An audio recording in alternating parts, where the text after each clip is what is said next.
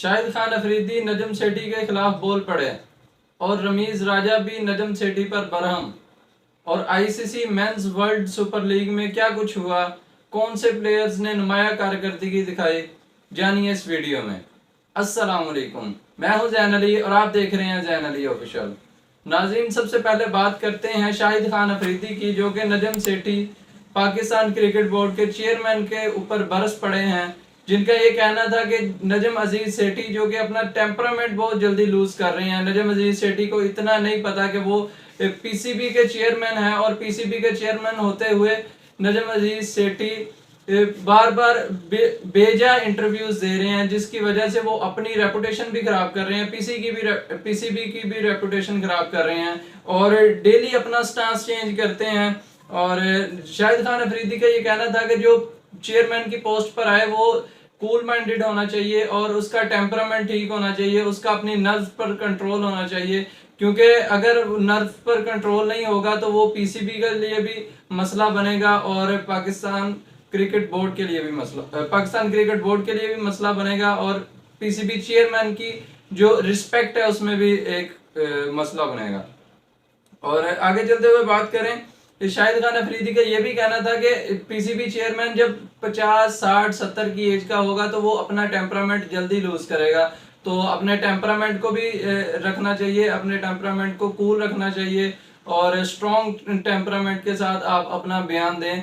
और Asia cup के हवाले से जैसे नजम सेठी का स्टांस था तो सारी कौम उनके साथ थी, सहाफ़ी, क्रिकेटर्स सब उनके साथ थे, लेकिन जैसे जैसे उन्होंने यू टर्न लिए तो तमाम जो लोग थे ये वैसे वैसे ही उनके खिलाफ जाना शुरू हो गए। तो नजम सेठी को चाहिए कि अपने जो बयानात हैं उन पर कायम रहें। और इंडिया अगर आपको रिस्पॉन्स नहीं कर रहा तो आप क्यों इंडिया के पीछे लगे हुए हैं। और नजम सेठी का तो ये भी कहना है कि हम इंडिया के मेहमान बन जाते हैं। ऑस्ट्रेलिया में पाकिस्तान और इंडिया की टेस्ट सीरीज करवाने का उन्होंने कह दिया है। तो हालांकि इंडिया आपको एशिया कप के बारे में ग्रीन सिग्नल नहीं दे रहा, पिछले कितने माह से सिर्फ एशिया कप इसी कशमकश का शिकार है कि एशिया कप क्या पाकिस्तान में होगा या किसी न्यूट्रल वेन्यू पर होगा, क्या हाइब्रिड मॉडल के ऊपर पाकिस्तान एशिया कप करवाएगा। तो अभी तक यही फाइनल नहीं हुआ, तो आप कैसे वो टेस्ट सीरीज का आप कह सकते हैं। और मान ना मान मैं तेरा मेहमान वाली बात है कि नजम अजीज सेठी इंडिया के मेहमान, हम अपनी टीम को खुद ही इंडिया का मेहमान बना देंगे, वो हमें इनवाइट करेंगे तो हम जाएंगे। तो इसलिए शाहिद खान अफरीदी का कहना था कि आप डे बाय डे अपने स्टांस चेंज ना करें, आप पीसीबी चेयरमैन हैं और आपको बेजा इंटरव्यूज देने की भी जरूरत नहीं है। और उन्होंने सख्त अल्फाज यूज किए थे। तो शाहिद खान अफरीदी का भी इनके बारे में रद्द अमल बड़ा सख्त था। और इसके बाद जो रमीज राजा हैं, जब से ये नजम सेठी आए हैं, रमीज राजा के भी बयानात नजम सेठी के खिलाफ काफी सख्त बयानात देते हैं रमीज राजा। उनका फिर ये कहना था कि नजम सेठी ने जो अब गोरे कोचेस लेकर आए हैं तो इस पर रमीज राजा का कहना था कि देसी टीम वैरायटी कोचेस। तो रमीज राजा का कहना था कि आपने ये क्यों सोचा हुआ है, आपको क्यों ये लगता है कि जो लोकल लोग हैं वो यहाँ पे बदनवानी करेंगे और जो फॉरेन लोग हैं वो बदनवानी नहीं कर सकते। और फेवरेट जो नजम सेठी के हैं वो मिकी आर्थर हैं और मिकी आर्थर की वजह से नजम सेठी को खासा तनकीद का निशाना बनाया गया है मीडिया पर कि मिकी आर्थर को किसी न किसी तरीके से उन्होंने पीसीबी सर्किट में लेकर आना था। मेरा ख्याल उनका ये मानना है कि शायद वो आखिरी दुनिया के कोच हैं, उनके अलावा कोई कोच नहीं है दुनिया में मिकी आर्थर के अलावा। तो फॉर्मर प्लेयर्स हैं वो भी उनसे नाला हैं। और पीएसएल में और पाकिस्तान क्रिकेट टीम में कमेंट्री पैनल में जो रमीज राजा हैं वो नजर नहीं आ रहे जब से नजम अजीज सेठी आए हैं। तो मेरा ख्याल है कि पाकिस्तान की अगर जो बड़ी आवाज है कमेंट्री में, तो मेरा ख्याल है सबसे बड़ी आवाज रमीज राजा की है। और मेरा ख्याल है इससे दबाया जा रहा है नजम सेठी के थ्रू या इन कंपनी के थ्रू कि जो इतनी आपको हाइप देती है रमीज राजा की आवाज। जैसे वो उन्होंने बहुत से मैचेस में उनके जो जुमले बहुत ज्यादा मशहूर हुए थे, जैसे वो इंडिया को हराया था शाहिद खान अफरीदी ने, तो शाहिद अफरीदी यू ब्यूटी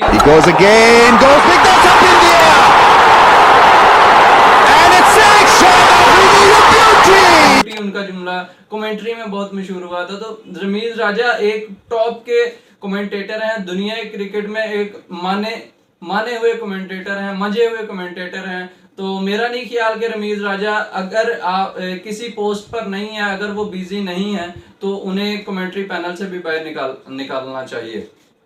और आगे चलते हुए बात करते हैं कि आईसीसी सुपर लीग में क्या कुछ हुआ, कौन से प्लेयर्स नुमाया कारकर्दगी दिखाई।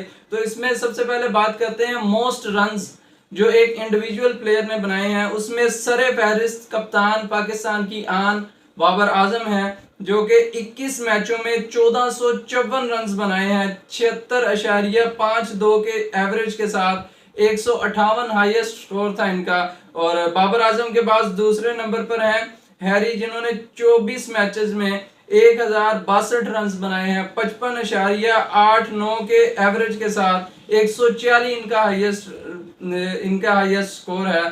तीसरे नंबर पर पॉल स्टर्लिंग मौजूद है, जिनका आयरलैंड के साथ ताल्लुक है। 23 मैचेस में 991 रन बनाए हैं, 43.08 के एवरेज के साथ 142 इनका बेस्ट स्कोर है। और चौथे नंबर पर मौजूद है शे होप, जिनका वेस्ट इंडीज से ताल्लुक है। 20 मैचेस में 855 रन बनाए हैं। फखर जमान 19 मैचेस में 827 रन बनाए हैं। उसके बाद इमामुल हक 19 मैचेस में 822 रन बनाए हैं। तो मजमूई तौर पर इस जो सबसे ज्यादा रन किए हैं आईसीसी वर्ल्ड सुपर लीग में, वो बाबर आजम के हैं। तो इसमें अगर बात की जाए सबसे ज्यादा विकेट्स किसकी हैं, तो सबसे ज्यादा विकेट्स ऑस्ट्रेलिया से ताल्लुक रखने वाले लेग स्पिनर एडम जेम्पा की हैं, जिन्होंने 41 विकेट्स हासिल की हैं।